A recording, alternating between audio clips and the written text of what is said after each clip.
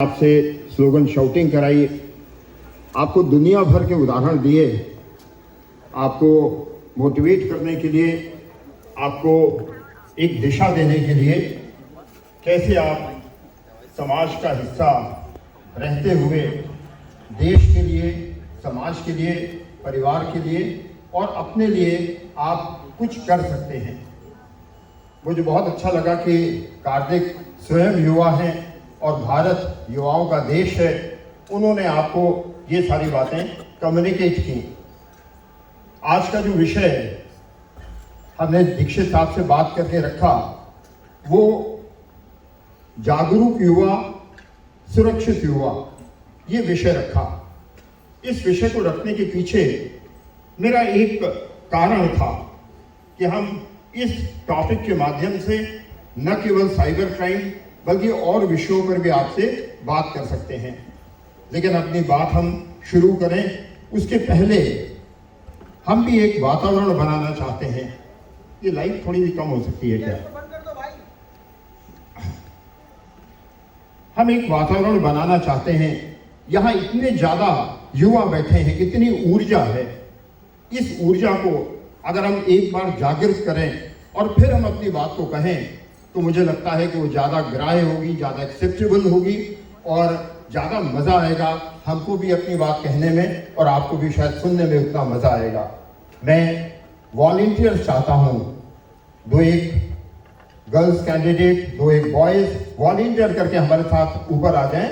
हम लोग साथ साथ कुछ स्लोगन शाउटिंग करेंगे और उसके बाद एक गीत भी गाएंगे। उसके बाद मैं अपनी बात कहूँ। एनीवन आ जाइए, आप नंबर 1 आप आ जाइए। यस, बिल्कुल हिचक नहीं होनी चाहिए। आइए, 1-2 और लोग आइए, 3-4 लोग प्लीज इधर से आ जाइए। आप आ जाइए, नंबर 1 अकेले बैठे हुए हैं, आप आ जाइए। आइए, ठीक है। और कोई आना चाहे आ जाए। 3 लोग आगे, थैंक यू। एक बहुत बढ़िया, एक माइक दे दीजिए आपको भी।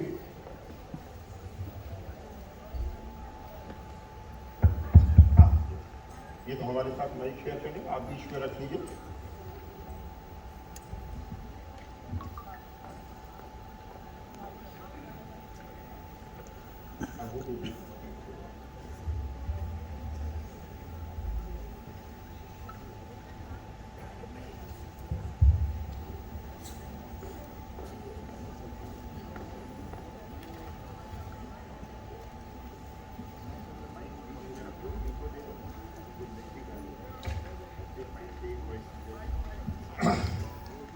तो हम सबसे पहले इतने युवाओं के बीच कुछ नारे लगाते हैं और फिर एक गीत गाते हैं। मुझे विश्वास है कि आपको अच्छा भी लगेगा और आपको एक संगठन की भावना भी आपके अंदर जागृत होगी। तो हम सबसे पहले तो नारे लगाते हैं युवाओं के लिए। इतने सारे युवा हैं तो मैं कहूँगा देश की हिम्मत, आप कहेंगे नौजवान। मैं 3 नारे इस तरह के लगाऊंगा, हर बार आपको कहना है नौजवान। तैयार हैं आप? तेज आवाज में ये पूरा हॉल गूंजना चाहिए। देश की हिम्मत, देश की दौलत, देश की किस्मत। अब मैं कहूंगा नौजवान, आप कहेंगे जिंदाबाद। नौजवान, नौजवान, नौजवान। अब राष्ट्रीय एकता और एकात्मता के लिए हम लोग कुछ नारे लगाते हैं। मैं कहूँगा कश्मीर हो या कन्याकुमारी, आप कहेंगे भारत माता एक हमारी। कश्मीर हो या कन्याकुमारी, कश्मीर हो या कन्याकुमारी, कश्मीर हो या कन्याकुमारी। हम लोग उत्तर से दक्षिण तक गए, मध्य भारत से पूर्व भारत तक जाएंगे। नारा बनेगा लखनऊ हो या हो गुवाहाटी, मैं कहूंगा, आप कहेंगे अपना देश अपनी माटी। लखनऊ हो या हो गुवाहाटी, लखनऊ हो या हो गुवाहाटी, लखनऊ हो या हो गुवाहाटी। हमारा देश भिन्न भिन्न भाषाओं के लिए, भिन्न भिन्न वेश के लिए जाना जाता है, तो नारा बनेगा भिन्न भाषा भिन्न वेश। मैं कहूंगा, आप कहेंगे अपना प्यारा भारत देश। भिन्न भाषा भिन्न वेश, भाषा भिन्न वेश, भिन्न भाषा भिन्न वेश। हम लोग जिस उद्देश्य से एक देश में रहते हैं, वो चाहे दक्षिण का व्यक्ति हो, चाहे उत्तर का व्यक्ति हो, मध्य भारत का हो, पूर्व या पश्चिम का हो, हमारा उद्देश्य है भारत को जोड़ना। तो नारा बनेगा, मैं कहूंगा जोड़ो जोड़ो, आप कहेंगे भारत जोड़ो। जोड़ो जोड़ो, जोड़ो जोड़ो, जोड़ो जोड़ो। तो भारत माता की जय के बाद हम लोग एक गीत गाएंगे, भारत माता की, भारत माता की, भारत माता की। मुझे बहुत अच्छा लगेगा कि मुश्किल से 3 से 4 मिनट लगेंगे इस गीत को। एक लाइन मैं गाऊंगा, उसके बाद हमारे साथी यहाँ माइक पर गाएंगे और आप भी साथ साथ गाएंगे, तो बहुत अच्छा वातावरण बनेगा। हम क्या चाहते हैं स्वतंत्र भारत में, और आज 15 अगस्त जब आसन्न है, आने वाला है, उस समय इस गीत का महत्व और अधिक बढ़ जाता है। युग की जड़ता के खिलाफ एक इंकलाब है।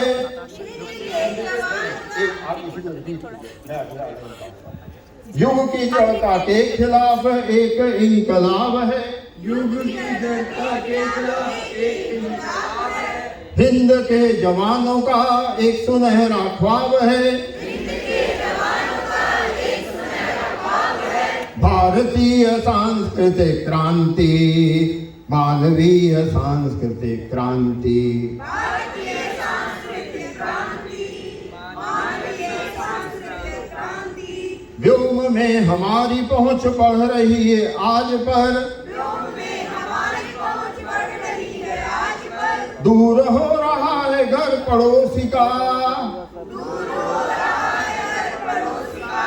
आदमी को आदमी के करीब लाएगी, आदमी को आदमी के करीब लाएगी। भारतीय सांस्कृतिक क्रांति, भारतीय सांस्कृतिक क्रांति।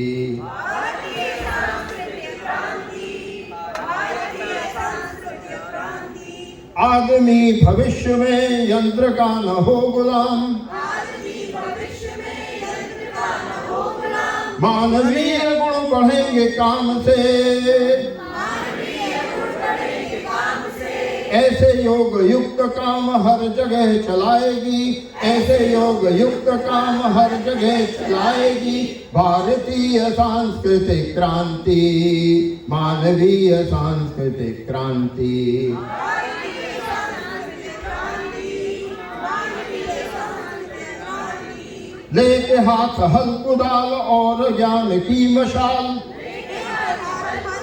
और ज्ञान की मशाल। आओ चले साथ साथ गांव को, क्योंकि गांव गांव से दीनता मिटाएगी, क्योंकि गांव गांव से दीनता मिटाएगी। भारतीय सांस्कृतिक क्रांति, मानवीय सांस्कृतिक क्रांति। भारतीय सांस्कृतिक क्रांति, मानवीय सांस्कृतिक क्रांति। युग की जड़ता के खिलाफ एक इंकलाब है, युग की जड़ता के खिलाफ एक इंकलाब है। हिंद के जवानों का एक सुनहरा ख्वाब है, हिंद के जवानों का एक सुनहरा ख्वाब है। भारतीय सांस्कृतिक क्रांति, भारतीय सांस्कृतिक क्रांति, मानवीय सांस्कृतिक क्रांति। मानवीय सांस्कृतिक क्रांति। बहुत बहुत धन्यवाद। आप ले जा सकते हैं किताब ले जा। Thank you.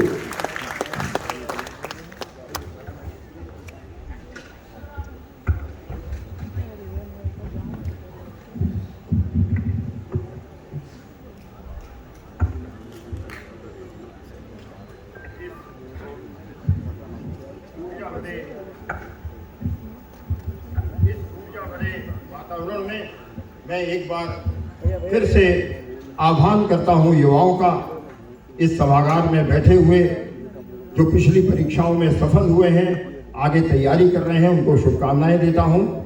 और आज आपसे बात कर रहा हूं जागरूक युवा, सुरक्षित युवा की। आप सारे लोग जानते हैं कि भारत युवाओं का देश है। अगर हम आंकड़ों की बात करें तो लगभग 65% आबादी 35 वर्ष से कम अवस्था के लोगों की है। और ऐसी स्थिति में पूरा विश्व इस बात को देख रहा है कि हमारे युवा हर क्षेत्र में आगे बढ़ रहे हैं। हमारा जो जागरूकता का पैमाना है, जब हम आपका आह्वान करते हैं कि आप जागरूक हो, तो वो पैमाना, वो जो प्लेटफॉर्म है, वो बड़ा व्यापक है। आज हमें इस बात की संक्षेप में चर्चा जरूर करनी चाहिए। हम जब जागरूकता की बात करते हैं तो सबसे पहले हम आपके अधिकारों के प्रति जागरूकता की बात करते हैं। भारतीय संविधान में आपके जो अधिकार हैं उनकी जानकारी आपको होनी चाहिए। साथ ही साथ आपको अपने कर्तव्यों के प्रति भी जागरूक रहने की आवश्यकता है। इसके बारे में भी भारतीय संविधान काफी मुखर है। आप अपनी संस्कृति के बारे में, आप भारत के जिस भी कोने से आते हो, आप अपनी संस्कृति के बारे में, अपने समाज के संस्कारों के बारे में जरूर जागरूक आपको होना चाहिए। इसके अलावा आज भारत में नवाचार का युग है, इनोवेशन का युग है। तो हमारे युवाओं को भारत में हो रहे इनोवेशंस या जो वो खुद इनोवेशन कर सकते हैं, उनके बारे में भी जानकारी होनी चाहिए। और साथ ही साथ जो खतरे हैं युवाओं के लिए, उनके बारे में विशेष रूप से सजगता, सतर्कता की आवश्यकता है। ये जो हमने बातें कही, ये सारी की सारी आपके करिकुलम में है। आप उसे पढ़ते हैं, उसके लिए तैयारी करते हैं। लेकिन हम अपनी बात आज सीमित करेंगे खतरों के लिए, कि क्या युवाओं के सामने किस प्रकार के खतरे हैं और उन्हें उन खतरों से कैसे बचने की आवश्यकता है। मैं आज आपका ध्यान इस पर आकृष्ट करना चाहूंगा। जब हम कहते हैं जागरूक और फिर हम कहते हैं सुरक्षित, इसके बीच में, जागरूकता और सुरक्षित रहने के बीच में एक जो महत्वपूर्ण कड़ी है, वो है सतर्कता की, अलर्टनेस की। एक शब्द हुआ अवेयर, दूसरा शब्द हुआ अलर्ट, तीसरा शब्द हुआ सिक्योर।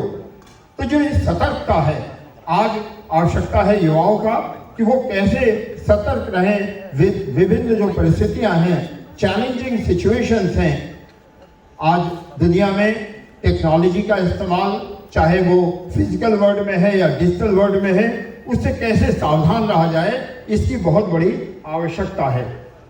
और अगर हम आज 3 बातों की बात करें, वैसे तो बहुत सी चीजें हैं जहां अलर्ट रहने की आवश्यकता है, लेकिन हम 3 बातों की केवल बात करें तो हम सर्वोच्च प्राथमिकता देंगे, क्योंकि यहाँ सारे ऐसे बच्चे बैठे हुए हैं जिनको आगे आर्म फोर्सेस में जाने का सपना है जिनका। और अभी कार्तिक साहब ने बताया कि आर्मी का जो सबसे जरूरी पैमाना है, आवश्यकता है, वो डिसिप्लिन है। तो हमारी पहली सतर्कता कहाँ आती है? वो आती है हमारे कंडक्ट में, हमारे आचरण में।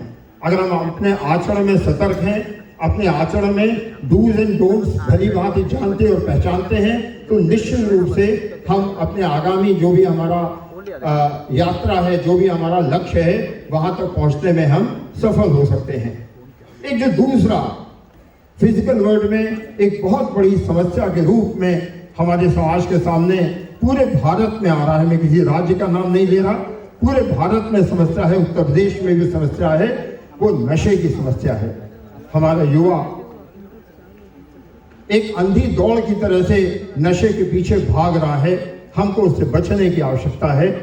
हमको जो उसके परिणाम हैं उनको जानने की आवश्यकता है, जिससे कि हम जागरूक रहें, सतर्क रहें और सुरक्षित रहें। आज जो तीसरा बहुत महत्वपूर्ण विषय है, जिसके बारे में मैं थोड़े से विस्तार से आपसे बात करना चाहता हूं, वो तीसरी बात है साइबर वर्ल्ड, साइबर स्पेस। एक ऐसा क्षेत्र है जिसमें बिना रहे आज की दुनिया में आप एग्जिस्ट नहीं कर सकते। कोई आदमी दावा नहीं कर सकता कि हम साइबर स्पेस से कोई वास्ता नहीं रखते। चाहे अनचाहे किसी भी प्रकार से आपको उससे दो चार होना ही पड़ता है।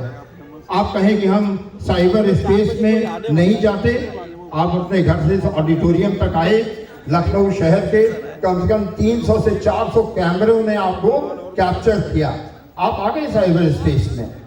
इसलिए आज की तारीख में ये कहना कि हम साइबर स्पेस से अलग हैं, ये बात कतई संभव नहीं है। मैं आपसे, क्योंकि आप सारे कॉम्पिटिटिव एग्जाम्स देने वाले विद्यार्थी हैं, इसलिए मैं आपसे कुछ ऐसी बात भी करना चाहता हूं जिससे आप लाभान्वित हों, आपकी जनरल नॉलेज है वो भी बढ़े और साथ ही साथ आप विषय को समझ सकें। आप कल को इंटरव्यू में जाएं, कोई आदमी आपसे प्रश्न करता है तो आप उसका कंटेंट समझ सकें। ये मेरा उद्देश्य है अगले 5-7 मिनट में आपसे बात करने का। हम जब साइबर वर्ड की बात करते हैं तो हम सामान्यतः 3 शब्दों की बात करते हैं। पहला शब्द होता है साइबर स्पेस, दूसरा शब्द होता है साइबर सिक्योरिटी और तीसरा शब्द होता है साइबर क्राइम।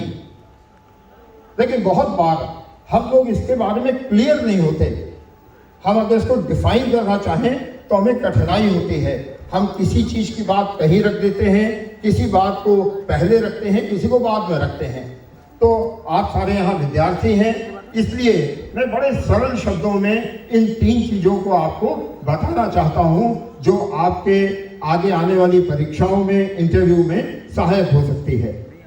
हम बात शुरू करते हैं साइबर स्पेस से।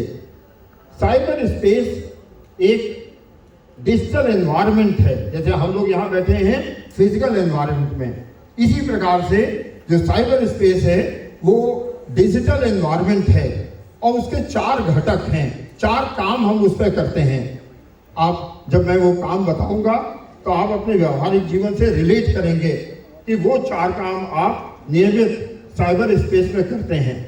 पहला काम आप करते हैं डिजिटल क्रिएशन का। आप कोई चीज डिजिटल प्लेटफॉर्म पर क्रिएट करते हैं। आपने एक फोटोग्राफ खींचा, आपने एक टेक्स्ट लिखा, आपने एक मेल लिखा। जैसे ही आपने ये एक्टिविटी की तो आपने साइबर स्पेस में डिजिटल क्रिएशन किया। जो दूसरा काम आप करते हैं वो किसी चीज को सेव करने का करते हैं, सुरक्षित करने का करते हैं। आपने किसी चीज को सेव किया तो आपने साइबर स्पेस पर दूसरी एक्टिविटी की। तीसरी एक्टिविटी आप करते हैं साइबर स्पेस में ट्रांसमिट करने की। जब आप एक चीज को एक स्थान से दूसरे स्थान पर भेजते हैं, आपने ईमेल किया, व्हाट्सएप किया, इंस्टाग्राम पर किसी को कुछ भेजा, तो आपने क्या किया? ट्रांसमिट किया। और चौथा काम आप करते हैं जो बड़ा महत्वपूर्ण होता है, वो कहीं भी डेटा आपका जो सेव्ड है उसको आप एक्सेस करते हैं, उसको आप एक कहीं भी सुरक्षित डेटा को एक्सेस करते हैं। गूगल ड्राइव से करते हैं, क्लाउड पे जो डेटा है उसको आप वापस लाते हैं अपने उपयोग के लिए। तो मुख्य रूप से साइबर स्पेस वो डिजिटल एनवायरनमेंट है जहां पर डिजिटल क्रिएशन, डिजिटली सेव करना, डिजिटली ट्रांसमिट करना और डिजिटली एक्सेस करना, ये 4 कार्रवाइयां होती हैं। आपको एक परिभाषा की तरह इस बात को समझना चाहिए कि साइबर स्पेस क्या है। अब प्रश्न उठता है कि साइबर स्पेस का उपयोग कौन करता है? तो साइबर स्पेस का उपयोग हम आप जैसे व्यक्ति करते हैं, हम जिस संस्था में बैठे हैं ऐसे यूनिवर्सिटीज और इंस्टीट्यूशंस करते हैं, गवर्नमेंट करती है, कमर्शियल ऑर्गेनाइजेशन करते हैं, सबका पर्सपेक्टिव अलग अलग है। तो ये तो बात हो गई कि साइबर स्पेस क्या है। अब बात आती है साइबर सिक्योरिटी की, कि साइबर सिक्योरिटी की जरूरत क्यों पड़ी। बड़ी स्पष्ट बात है कि हमने चीजें क्रिएट की थी, सेव की थी, ट्रांसमिट की थी, एक्सेस की थी। इन चारों की सुरक्षा के लिए जो व्यवस्था बनाई जाती है उसको हम साइबर सिक्योरिटी कहते हैं। वो इंडिविजुअल के कंटेक्स्ट में भी हो सकती है, इंस्टीट्यूशन, गवर्नमेंट और कंट्री के कंटेक्स्ट में भी हो सकती है।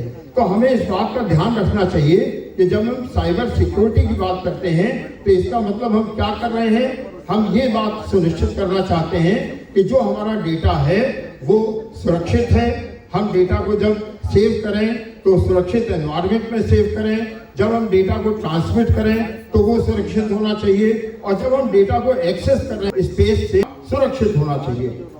अब इस कार्रवाई को करने के लिए हमारे पास दो चीजें जरूरी हैं। एक अवेयरनेस, आपको जानकारी हो कि क्या करने पर आप सुरक्षित हैं और क्या करने पर आप असुरक्षित हैं, और दूसरी बात कि आप हर समय अलर्ट रहें, आप चैतन्य रहें, सजग रहें। ज्यादातर जो ठगी की घटनाएं होती हैं, धोखाधड़ी होती है, साइबर क्राइम होते हैं, वो तब होते हैं जब आप ओवर कॉन्फिडेंट हो जाते हैं। अरे मेरे साथ ऐसा नहीं हो सकता, मैं तो इतना जानकार हूं, मेरे साथ कैसे होगा। उसी समय आपके साथ वो घटनाएं घट जाती हैं। तो जो अगला चरण है, जो तीसरी बात है, वो साइबर क्राइम है।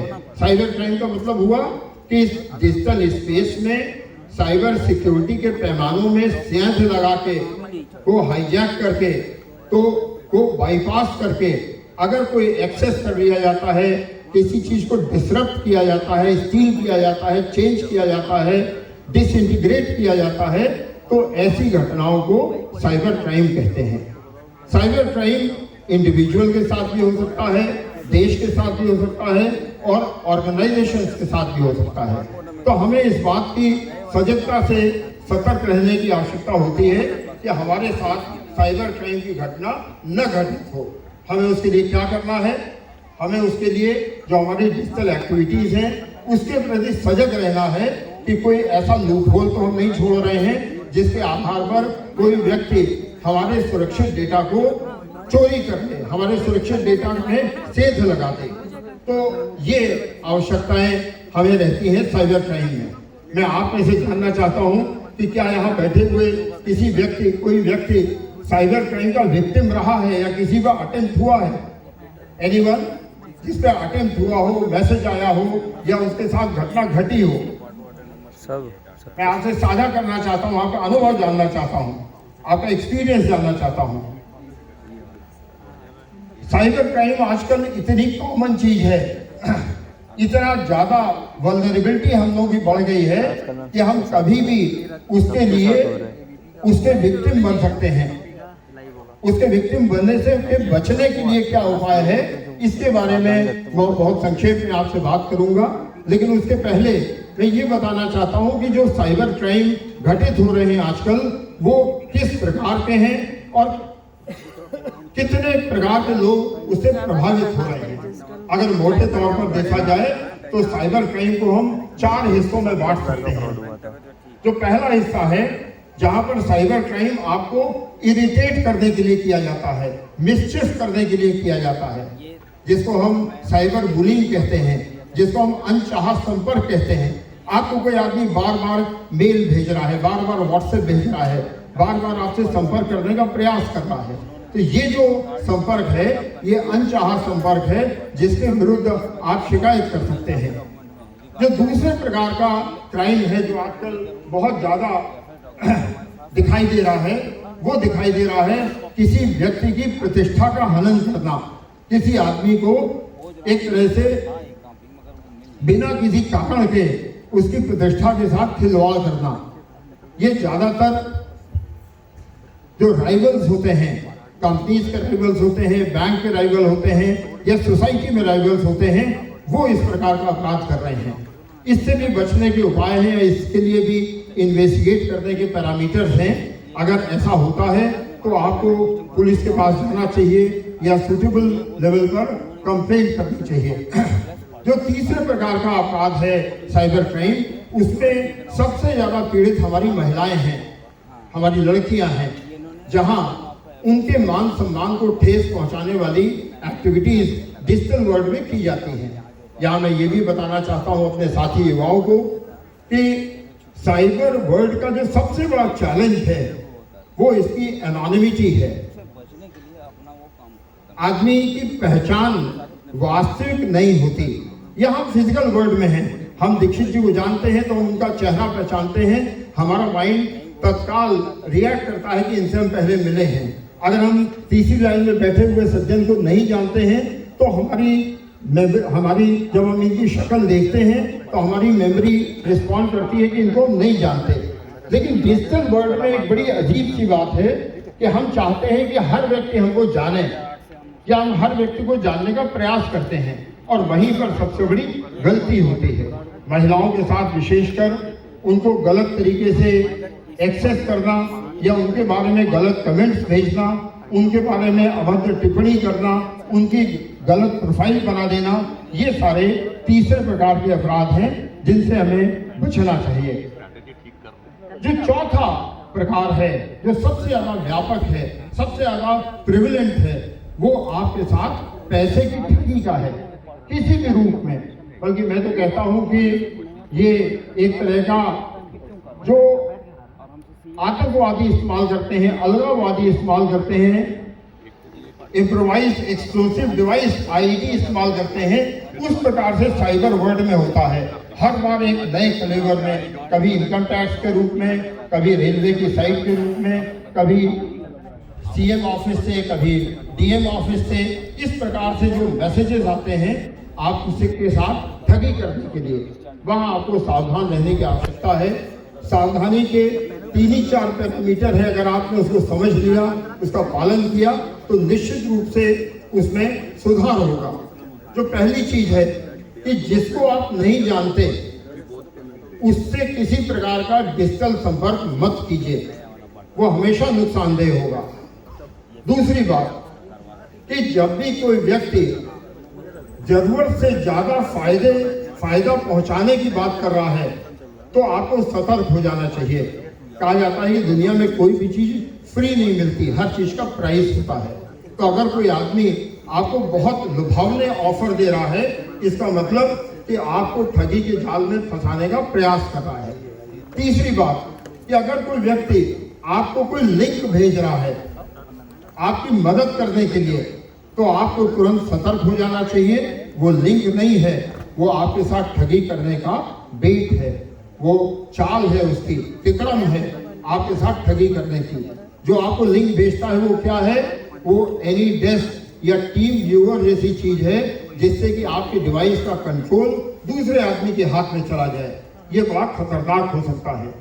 नंबर चौथी बात जो आपको ध्यान रखनी चाहिए, आप सारे युवा हैं, डिजिटल पेमेंट गेटवे इस्तेमाल करते हैं, कभी भी कोई भी क्यूआर कोड स्कैन मत कीजिए। एक मोटी सी बात है कि क्यूआर कोड हमेशा पेमेंट देने के लिए इस्तेमाल होता है, पेमेंट लेने के लिए कभी इस्तेमाल नहीं होता। वो आदमी आपको कॉल करके बताता है कि मैंने क्यूआर कोड भेजा है, सर आप इसको स्कैन कीजिए तो मैं आपको 1500 रुपये आपके अकाउंट में भेज दूंगा। ये बिल्कुल उल्टी बात है, अतार्किक, इलॉजिकल बात है। क्यूआर कोड हमेशा पेमेंट करने के लिए स्कैन किया जाता है। तो इसलिए इस बात के प्रति सावधान रहना चाहिए कि हम कोई भी अनजान लिंक या कोई भी अनजान क्यूआर कोड कभी स्कैन नहीं करेंगे। पांचवी बात, आप सारे आर्म फोर्सेस के एक्सपीरियंस हैं, आजकल OLX पे जो सबसे ज्यादा फ्रॉड हो रहा है वो आर्म फोर्सेस या एयरफोर्स के ऑफिसर्स की फोटो लगा के हो रहा है। इसलिए इस बात के लिए सावधान रहना चाहिए कि कोई आदमी अमृतसर में बैठा आपकी सेकेंड हैंड स्कूटर खरीदने में इंटरेस्टेड होगा, ये बात कॉमन सेंस के बियॉन्ड है। इसलिए ऐसे व्यक्ति को न सामान अपना बेचें और न उससे कोई सामान खरीदें। इस बात के प्रति आपको सावधान रहना चाहिए। जो बाकी और चीजें हैं, OTP शेयर न करें, अपने क्रेडेंशियल शेयर न करें, ये सारी जो सामान्य बातें हैं आप सभी को मालूम है। अंत में मैं ये कहना चाहूंगा कि अगर दुर्भाग्य से आप ठगी के शिकार हो ही जाते हैं, मान लीजिए कोई आदमी ट्रिक करता है आपको और आप फंस जाते हैं, तो ऐसी स्थिति में पहला कॉल आपको, कहीं पुलिस के पास मत जाइए, कहीं बैंक के पास मत जाइए, पहला कॉल 1930 पर कीजिए। 1930 भारत सरकार की एक सुविधा है जिसमें सारे बैंक जुड़े हुए हैं, सारे पूरे हिंदुस्तान के सारे पुलिस स्टेशन जुड़े हुए हैं। 1930 पर कॉल करते ही आपका कॉल संबंधित बैंक में जाएगा। मान लीजिए कि आप SBI के कस्टमर हैं, आपके साथ फ्रॉड हो गया और आपका पैसा निकलकर HDFC में चला गया, तो 1930 का कमांड सेंटर HDFC के उस खाते को तुरंत ब्लॉक कराएगा जहां आपका पैसा गया है। इसलिए पैसे के नुकसान की स्थिति में आपको तत्काल 1930 पर कॉल करना चाहिए।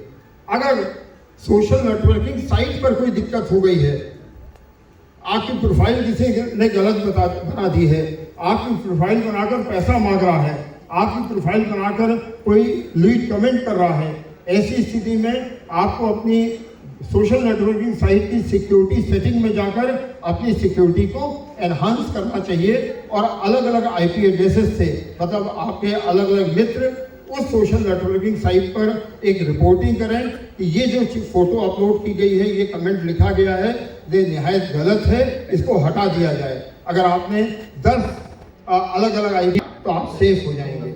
और अगर आप किसी ऐसे साइबर क्राइम के विक्टिम हैं जहां साइबर क्राइम भी है और फिजिकल वर्ल्ड का भी क्राइम है, तो आपको लोकल पुलिस से संपर्क करना चाहिए। मुझे पूरा विश्वास है कि न केवल उत्तर प्रदेश बल्कि पूरे भारत में जो इस समय साइबर क्राइम को हैंडल करने वाली पुलिस यूनिट्स हैं वो सक्षम हैं किसी भी प्रकार का क्राइम हैंडल करने के लिए और उसको इन्वेस्टिगेट करने के लिए। मैं आप सभी को शुभकामना देता हूं कि आप साइबर फ्रॉड के प्रति सतर्क रहें, अलर्ट रहें और इस जो अपराध है उससे सदा बचे रहें। अंत में मैं इस कार्तिक ने इतने सुंदर वीडियोस आपको मोटिवेट करने के लिए दिखाए, मैं धन्यवाद देता हूं कि उन्होंने समय निकाला और लखनऊ आकर हमारे युवाओं को प्रेरित किया। मैं उसी कड़ी में आपके साथ एक स्टेंजा साझा करना चाहता हूं। एक अमेरिकन पोएट हुआ डगलस मैलॉक, बहुत मशहूर कविताएं उसने दुनिया भर के लिए लिखी। उसकी एक कविता का शीर्षक है be the best of whatever you are, be the best of whatever you are, जो कुछ हो सर्वोत्तम हो। मेरे स्मृति शेष पिताजी ने उसका भावानुवाद किया, जो कुछ भी हो सर्वोत्तम हो। एक अवसर पर एक केस वर्कआउट करने पर मुझे लखनऊ में सम्मानित किया गया, तो मैंने उस कविता को एक फोल्डर के रूप में प्रकाशित किया। आप देख सकते हैं ये माउंट एवरेस्ट का वास्तविक चित्र है और इसके नीचे एक बोनसाई बना हुआ है, एक छोटा सा पौधा बना हुआ है। मैं इस कविता के माध्यम से आप सभी को प्रेरित करना चाहता हूं, अपील करना चाहता हूं कि अपने जीवन में इस शिखर की कामना, शिखर तक पहुंचने की लालसा होनी चाहिए, कामना होनी चाहिए, उद्देश्य होना चाहिए हमारे जीवन में। और ये जो बोनसाई बना हुआ है ये हम आप हैं, सामान्य व्यक्ति हैं। हम अपनी जीवन यात्रा में इस शिखर तक पहुंचने का प्रयास करते हैं, लेकिन ये भी सच है कि हर आदमी इस शिखर तक नहीं पहुंच सकता, ये संभव नहीं है। इसलिए हम अपनी जीवन यात्रा में इस पूरी ऊंचाई के किसी स्तर पर आकर रुकते हैं, पहुंचते हैं, लेकिन हमें संतोष होना चाहिए कि हमने अपने जीवन में एक ऊंचाई प्राप्त की। संदेश क्या है कि हम जहां भी हैं वहां सर्वोत्तम होने का प्रयास करें। Be the best of whatever you are. मैं इसका केवल 2 छंद आपके लिए पढ़ रहा हूं। कवि कहता है, ये अंग्रेजी में कविता है, इसका भावानुवाद पढ़ रहा हूं हिंदी में। नायक एक यान का होगा, आप सभी के लिए बड़ा मुफीद भी है ये। कैप्टन एक होगा शिप का, नायक एक यान का होगा, शेष सभी होंगे सहकारी, सपोर्ट करने वाले लोग होंगे। नायक एक यान का होगा, शेष सभी होंगे सहकारी, सबके पास काम कुछ होगा, वो हल्का हो या हो भारी। ये इम्पोर्टेंट नहीं है कि आप उस चेन में कितनी बड़ी जिम्मेदारी कमांड करते हैं, ये महत्वपूर्ण नहीं है। महत्वपूर्ण यह है कि आपको जो जिम्मेदारी दी गई है वो आपने बेहतर से बेहतर की, उससे बेहतर कोई कर नहीं सकता, ये जज्बा आपके अंदर होना चाहिए। और आखिरी छंद कहता है कि अपनी पूरी शक्ति लगाकर निष्ठा से कर्तव्य निभाना, ऊंचा नीचा कर्म न कोई, यही मर्म है मैंने जाना।